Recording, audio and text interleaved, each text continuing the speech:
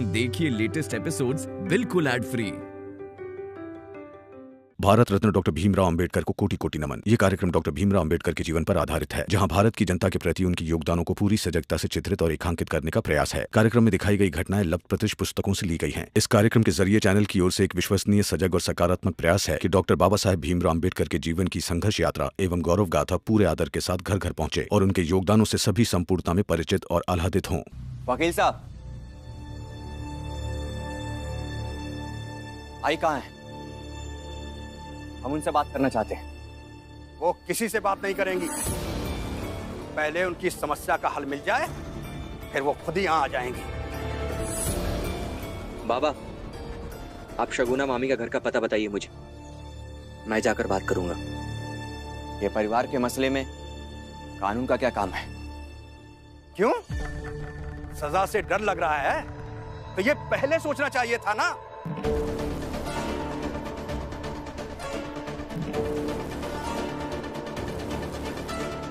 घर में तीन जवान भाई हो और एक औरत के अधिकारों की रक्षा नहीं कर पाए।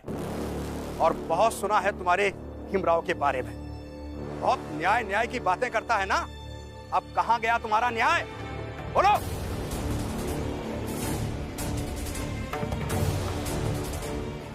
वकील साहब, आप जिस न्याय की बात कर रहे हैं ना, और आज जिस जिद के कारण ये घर छोड़कर गई है, उस बात की शुरुआत मेरे पति ने ही की थी।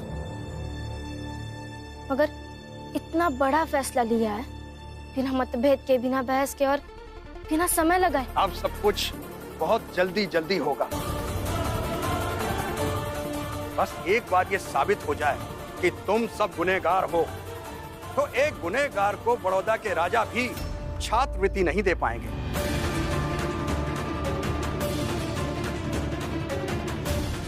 और भीमराव की पढ़ाई बंद हो जाएगी।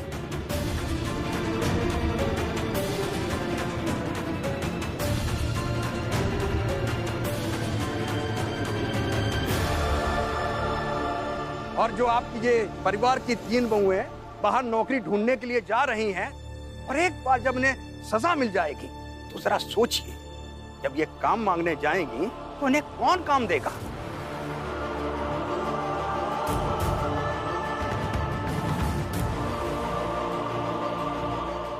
और आनंद, सुना है बहुत बीमार रहता है।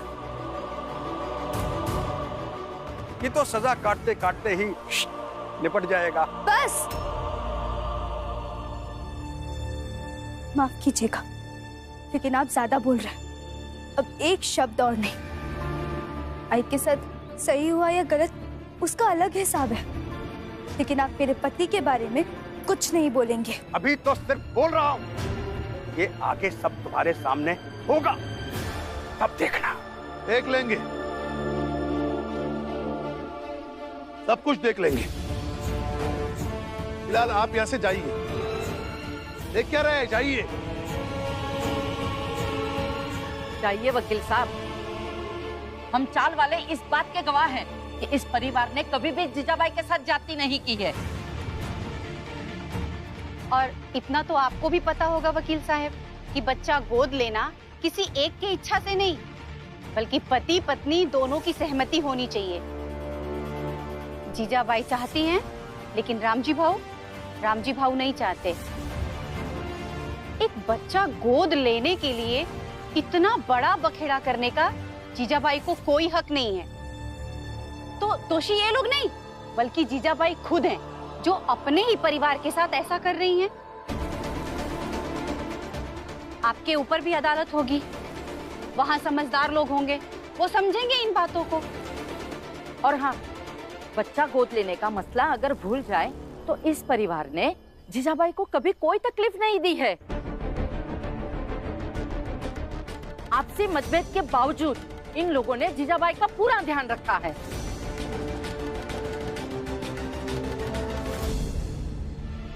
वकील साहब, आप जाइए। और रहा सवाल कानूनी लड़ाई का, तो वो आपका अधिकार है। वैसे ही वो जीजाबाई जी का भी अधिकार है।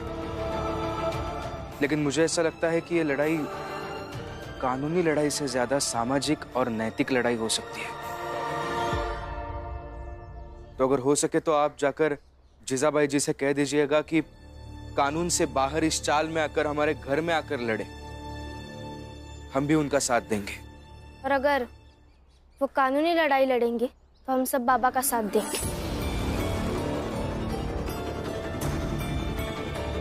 ठीक है, पर देखो तुम लोग इस लड़ाई में कैसे पिसते हो। वकील साहब,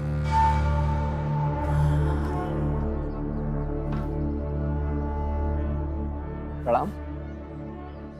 आप तो विद्वान हैं, कानून की चक्की है आपके पास, उसी चक्की में पीस कर होश ठिकाने ला दीजिए इन सब की।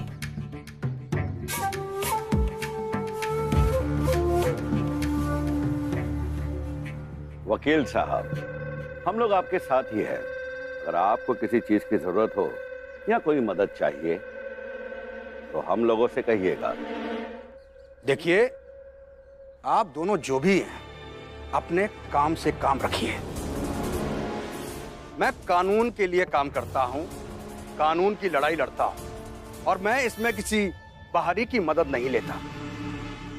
कानून हमें लड़ने के लिए ताकत भी देता है और सुरक्षा भी। क्या? हाँ वकील, क्या से बात की तो पागल समझ लिया। ताकत का घमंड मत कर, क्योंकि घमंड हम बहुत अच्छे से तोड़ देते हैं, समझा? नरोत्तम जोशी, बैरिस्टर के साथ इस तरह से बात मत कीजिए। भले ही वो हमारे खिलाफ केस लड़ने जा रहे हैं, लेकिन वो एक वकील है, उनका आदर सम्मान किया जाना चाहिए। वकील साहब, आप जाइए, अपने केस की तैयारी कीजिए।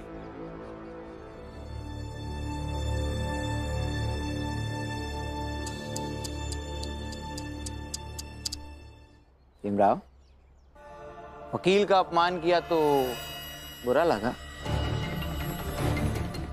चिंता मत कर, तेरा भी होगा।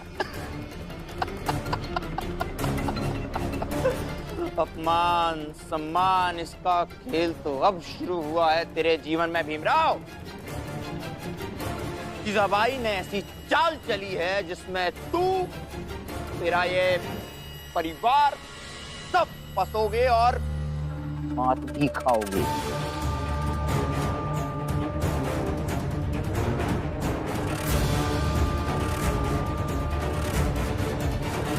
ठीक है ना जोशी जी, अगर हम हार जाएंगे तो आप दोनों आ जाइएगा कुर्सी लेकर, और हाँ, साथ में कुछ खाने के लिए और पीने के लिए भी लेकर आइए। और अगर हम जीत गए तो कुछ और मत सोच कर आइएगा हमसे लड़ने के लिए, क्योंकि अब आदत हो गई है हमें आप सबसे लड़ने की। अब तो आपकी बातों से ना गुस्सा आता है और ना ही अधीरता।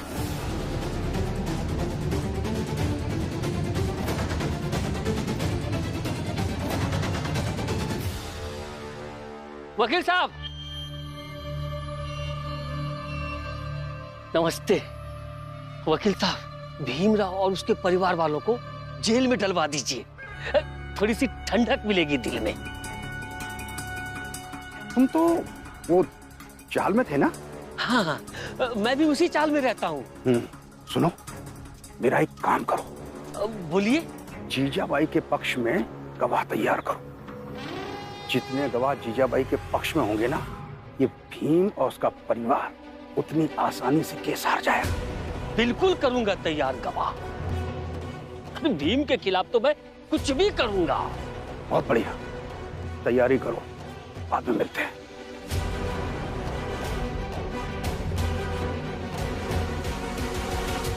रमा, मुझे सच में पता नहीं था कि न्याय की ये लड़ाई इस मोड़ तक आकर पहुंच जाएगी। वैसे तो ये लड़ाई शुरू हुई थी बच्चा गोद लेने से, लेकिन अब हम सब पर केस करके हमें अपराधी बनाने तक पहुंच गई है। मुझे लगता है कि हमें ऐसे मिलकर बात कर लेनी चाहिए। उन्हें समझाने की कोशिश करते हैं, क्योंकि ये कानून के मैदान की लड़ाई नहीं है और आई इस लड़ाई को गलत मैदान में लड़ने की कोशिश कर रही है। सही कह रही हो तुम। और बाबा तो हमें सगुना भाई जी के घर के बारे में बताएंगे नहीं। हमें ही कहीं ना कहीं से उनके घर का पता ढूंढना होगा और फिर वहां जाकर जीजाबाई जी से बात करनी होगी। चलो ढूंढते हैं। कोई फायदा नहीं, जीजाबाई को ढूंढने से कोई फायदा नहीं। बाबा, फायदा हो या ना हो, हम जाएंगे जरूर और उनसे बात भी करेंगे। हाँ बाबा, माफ कीजिए, लेकिन आप रुकेंगे तब भी हम नहीं रुकेंगे।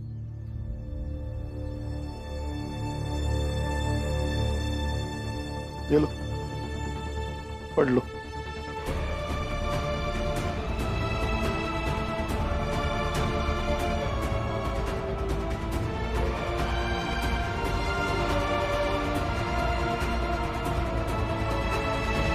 जीजाबाई जी ने किसी से चिट्ठी लिखवा कर भेजी है। चिट्ठी कम चुनौती ज्यादा लग रही है। लेकिन लिखा क्या है इसमें? भीमराव, मैं जा रही हूं यहां से पुणे, ताकि तुम सब आकर मुझे समझाओ नहीं। हम ये कानूनी लड़ाई लड़ते रहेंगे और जब भी इस लड़ाई के बीच में तुम्हारे बाबा को लगे कि वो मेरे साथ मिलकर एक बच्चा गोद लेना चाहते हैं, तो नीचे जो पता लिखा है उस पे लिखित में अपने बाबा से लिखवा कर भेज देना। खबर मिलते ही आ जाऊंगी। समझे? इसलिए मैं कहता हूं, तुम सब जीजाबाई के जिंदगी में मत पड़ो और छोड़ दो मुझे और मेरी पत्नी को। बाबा, इसमें पता लिख।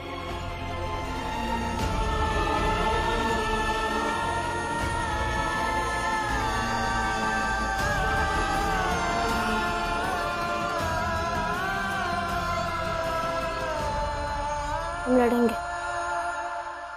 पापा का गुस्सा अपनी जगह है, आई का तरीका अपनी जगह है, और यहाँ के लिए आपकी जो प्रतिबद्धता है वो अपनी जगह है। तीनों को मिलाइए मत। ऐसा कीजिए, आप वकील साहब से मिलने जाइए। मैं काम ढूंढना चाहती हूँ।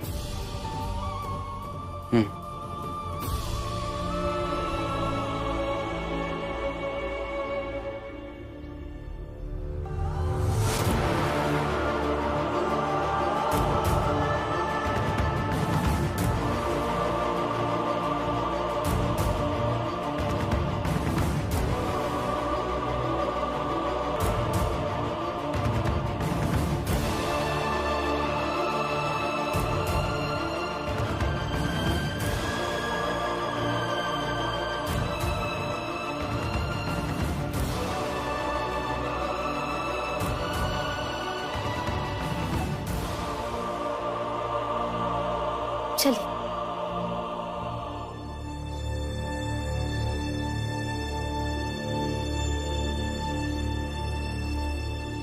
रुक जाओ रमा।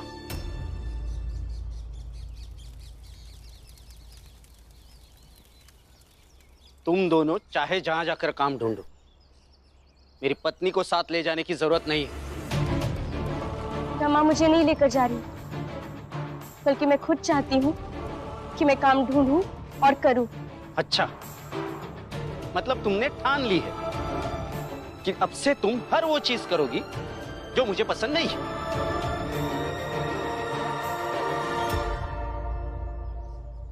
तुम अच्छे से जानती हो कि तुम्हारा काम करना मुझे कभी पसंद नहीं था। हाँ, जानती हूँ, मगर अब ये जान पाई हूँ कि मेरा काम करना आपकी पसंद या नापसंद नहीं था, बल्कि आपकी सोच थी।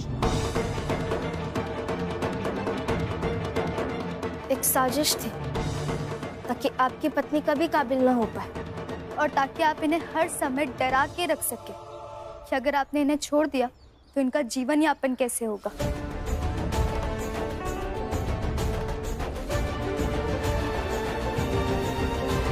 वाह, बड़ा अच्छा पाठ पढ़ाया जा रहा है, ताकि तुम लोग मिलकर सबके सामने मुझे जलील कर सको, है ना? नहीं भैया,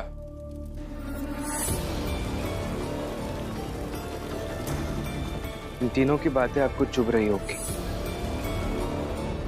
मगर ये तीनों सच कह रही है।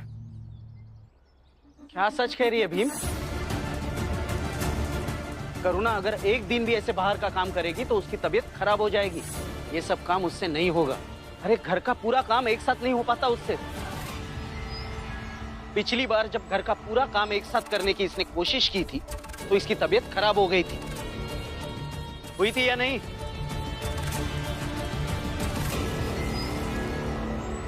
पता था तुम्हें ये? नहीं ना? भीम, मुझे भी इसकी फिक्र है, इसीलिए मना कर रहा हूं। देखो भीम, रमा और लक्ष्मी होंगी ऐसे जो घर के साथ साथ बाहर का भी काम करती है, पर करुणा के बस की बात नहीं है ये। मेरी बात को समझो। ठीक है भाभी, आप बाहर जाकर काम करना चाहती है तो फिर जाइए, आप तीनों।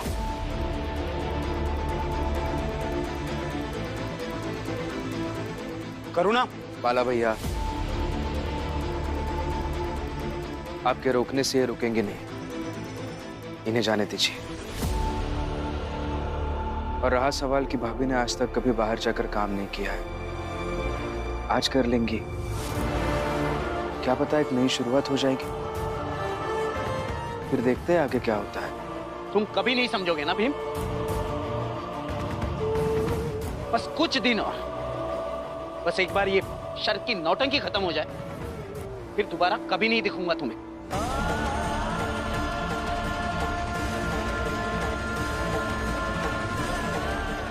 मैं चलता हूं।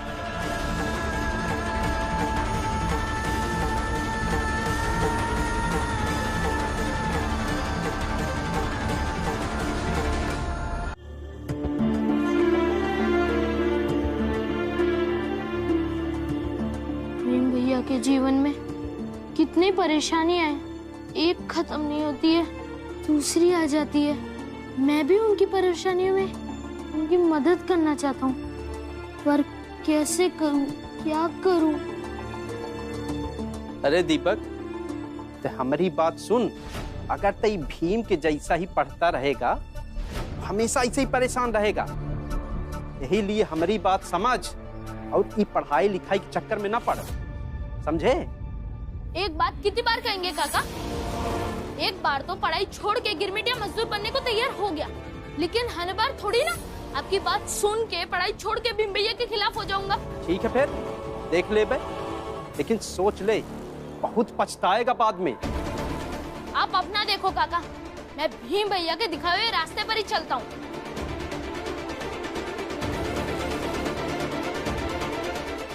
जोखो, सुनो। हाँ हितेश भाऊ। जनार्दन, सुनो, मैं क्या सोच रहा था कि भीमराव के जो खिलाफ हैं, वो सब एक साथ एक होकर जीजाबाई के साथ और रामजी के खिलाफ अदालत में गवाही देंगे,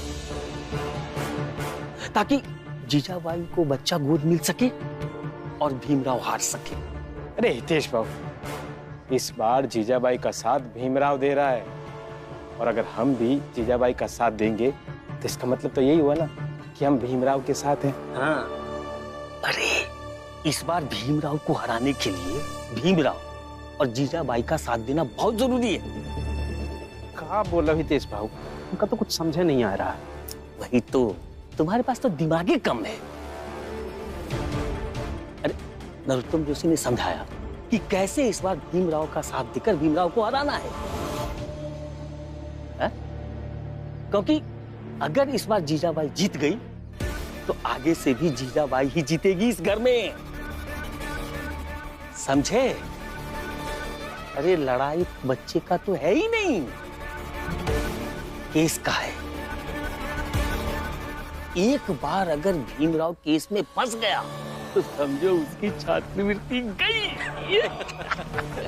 ठीक है फिर ई बार हम जीजाबाई का साथ जरूर देवे। हाँ सही कहा जोकू बाबू ने, वैसे भी औरतों का साथ देना ही चाहिए। हाँ